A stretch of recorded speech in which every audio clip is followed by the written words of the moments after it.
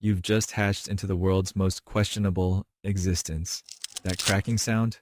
That's not just your shell breaking. It's the sound of your dreams shattering as you emerge into life as a goose, which means you've basically signed up for a lifetime subscription to chaos. Congratulations, you're now a measly 3 to 4 ounces tiny ball of fluff with anger management issues pre-installed in your DNA. Your first memory is not a gentle welcome to the world. No, it's your mother's face peering down at you with that swim or die expression that will haunt your nightmares forever. Weighing around 8 to 14 pounds with a wingspan reaching up to 6 feet, she's got no time for your excuses. Your first 24 hours make military training look like a spa day. Mom and dad, who clearly graduated from the sink or swim school of parenting with honors, are already shoving you toward water, while you're still trying to figure out which end is your face. No pressure, but you better figure out how those webbed feet work ASAP. Swimming lessons start approximately now. By day 3, you're expected to master the art of grass plucking. Sounds easy? Try coordinating a beak you barely know how to use while keeping your wobbly neck straight and not falling face first into the mud. Your diet will eventually reach 4 pounds of grass daily. You're not alone in this nightmare, though. Look around. See those other 4 confused puffballs? Those are your siblings, and together you look like a bunch of drunk sailors, desperately trying to master the art of walking. Your collective grace level is somewhere between a newborn giraffe on roller skates and a fish trying to ride a bicycle. One of your siblings just face planted into a reed, while another is swimming in circles, chasing its own tail. Family. You can't live with them, and you can't push them into the water fast enough. Speaking of family, let's talk about your father. Imagine a bouncer with feathers who's had his coffee replaced with energy drinks. That's your old man. His solution to everything? Charge at it while screaming. Dog in the park, charge. Kid with bread, charge. Leaf blowing in the wind, you guessed it, charge. He's got 2 modes, attack and sleep, with absolutely nothing in between. This is your role model for life. Your first week of life is basically a military boot camp run by drill sergeants with feathers. Mom's teaching style consists of pushing you into increasingly deeper water while yelling swim in Goose language, which is just aggressive honking with extra spite. Dad's contribution? He's busy terrorizing anything that moves within a 50-foot radius of your family, including his own shadow sometimes. By now, you've realized you're at the bottom of the food chain. Raccoons, foxes, snapping turtles, and even predatory birds all see you as a snack-sized opportunity. While you're still trying to figure out which end is your face, your parents are already scheduling your first flight training. But hold up, you won't be soaring through clouds for at least 9 to 10 weeks. First, you need to master the art of wing flapping without face planting. Your siblings are your unwilling practice partners as you all frantically wave your tiny wing nubs, looking like a bunch of caffeinated cheerleaders without pom-poms. But here's where it gets really interesting. Your brain is literally programmed to imprint on the first moving thing you see. You better pray it's actually your mother, and not that runaway shopping cart in the park. You don't want to end up like your cousin Gary, who imprinted on a garden gnome and still returns to that same lawn ornament every spring, probably wondering why his mother never hugs him back. Just when you think you've got this whole thing figured out, nature throws you the ultimate curveball, the molt.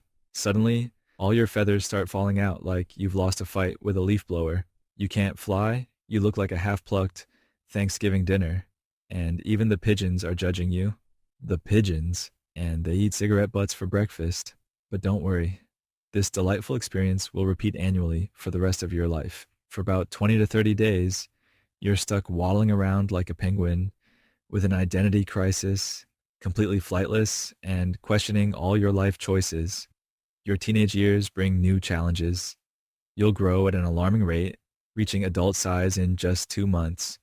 You will spend your teenage years hanging out with your gaggle. Yes, that's actually what they call group of geese because apparently gang was too obvious. You're learning essential life skills like how to hiss at humans with maximum intimidation, the art of synchronized swimming without the fancy music, advanced techniques in bread acquisition, the proper way to poop on freshly cleaned sidewalks. By the time you hit your terrible 2s, it's time to find your soulmate. Unlike those lucky humans with their dating apps, you're stuck with whoever you pick randomly for the next 20 plus years. That's right. No prenups, no divorce lawyers, just you and your chosen one, dealing with each other's honking habits until death do you part. Hope you choose wisely because forever takes on a whole new meaning when you're a goose. The dating scene at the local pond is about as graceful as your first swimming lesson. You try to impress potential mates with your fancy neck moves, looking like a rubber hose in a windstorm. Your courtship ritual? Well, you're showing off your best head-pumping moves while making sounds that would make a car alarm feel insecure. If you're lucky, some equally awkward goose finds your interpretive neck dance charming. If you're unlucky, you accidentally hit on a swan and spend the next week hiding from their entire family. Once you've secured a mate, it's time to establish your territory. This is where your inner real estate agent emerges. You're looking for prime waterfront property with good schools, meaning no snapping turtles, low predator rates, and excellent bread throwing potential. Unfortunately, every other goose couple has the same idea, leading to what humans call territorial disputes, but what is actually just organized chaos with extra honking. Your first nesting season arrives, and suddenly you're playing both architect and security guard.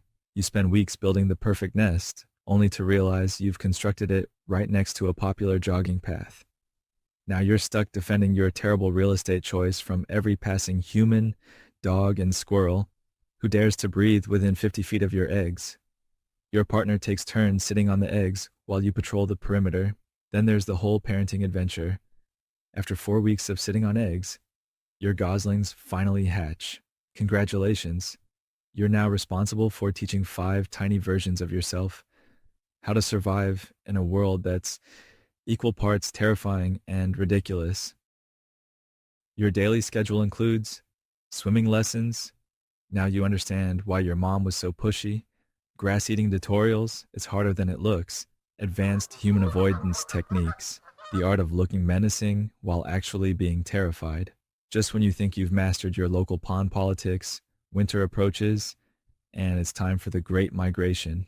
Before the migration, you spend weeks practicing takeoffs and landings with your flock. You'll need to master the art of quick takeoffs to escape predators and perfect those water landings, which are basically controlled crashes that you hope look graceful.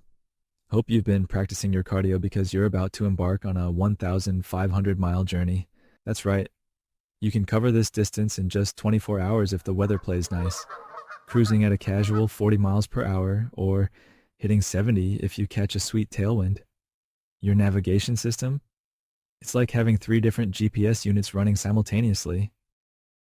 You've got your internal magnetic compass, celestial navigation using the sun and stars, and good old-fashioned landmark spotting.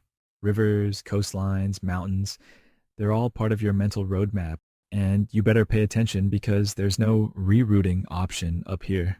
The infamous V formation isn't just for showing off your synchronized flying skills. It's actually nature's version of drafting, letting you fly up to 71% farther than going solo.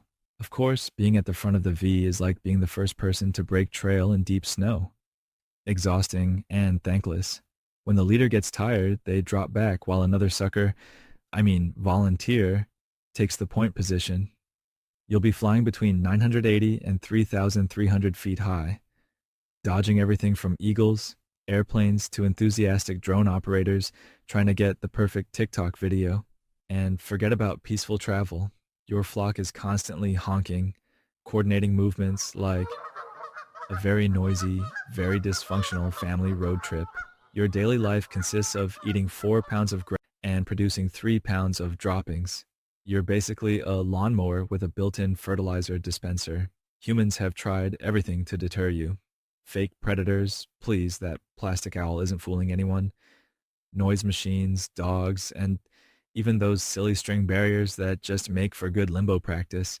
If you somehow survive all this, the predators, the humans, the embarrassing family reunions, you might make it to your 20s. Some overachieving geese have even hit their 30s.